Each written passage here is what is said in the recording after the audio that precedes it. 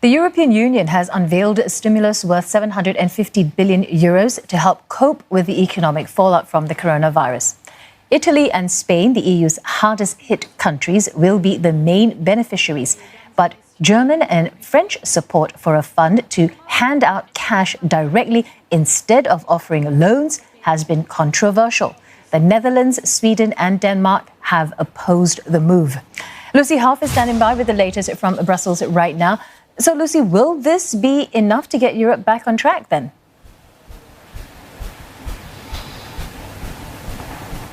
Well, certainly the EU Commission will be hoping it will be enough to mitigate the economic damage from the COVID-19 pandemic, which is unprecedented. We are predicting a recession of historic proportions in the Eurozone, which is predicted to contract by as much as 7.7% for the rest of this year. And particularly those countries, Italy and Spain, their economies could contract by as much as 9%. So this is an enormous stimulus package worth some 750 billion euros to help those countries in particular.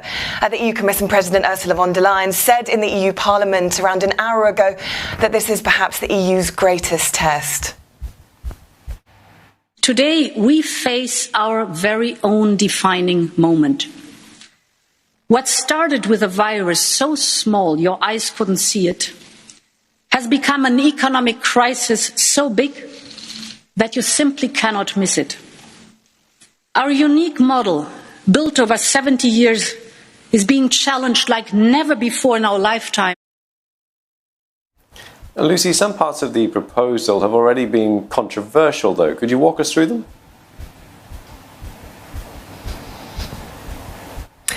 Yeah, so this is a debate that's been going on since the Eurozone crisis in 2009 about the concept of joint EU debt, i.e. not piling debt onto countries like Italy and Spain, which are already heavily indebted and making that situation worse. So this is something opposed by northern countries such as the Netherlands and Austria, who think that the money issued in this recovery package should come in the form of loans, not as grants.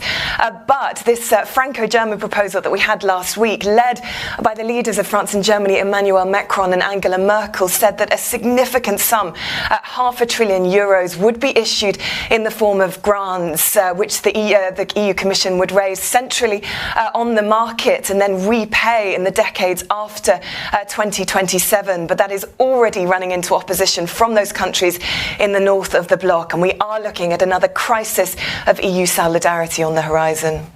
Yeah, Lucy, analysts are also saying that though it's an ambitious plan to implement, will effects be felt?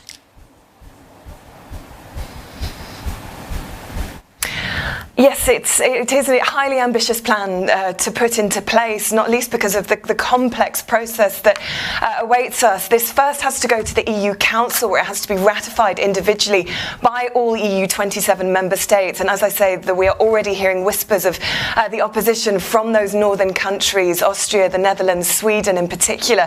Then we have to go to the next process of ratification, which is about increasing the ceiling at which the EU Commission can borrow on the markets. And that's a process that's likely to take 3 to 6 months. So governments will be asked to front-load capital guarantees, which is also something that Germany is opposed to. So in the short term, Italy and Spain, all they will have to draw upon in the 3 to 6 months to come will be the €500 billion already agreed by Eurogroup finance ministers in a deal struck last week, which may not be enough to mitigate the severe economic damage of this crisis. So this is an enormously complex process, and certainly this package, whilst it is being heralded as a brilliant piece of compromise here in Brussels today, it may not necessarily make it over the line.